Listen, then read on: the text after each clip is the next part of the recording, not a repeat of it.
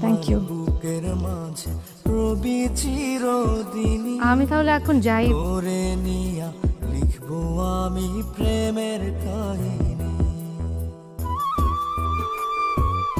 শুধু দুপুর না, সারা জীবন একসাথে সকাল সন্ধ্যা হাঁটতে চাই, অনেক দূর।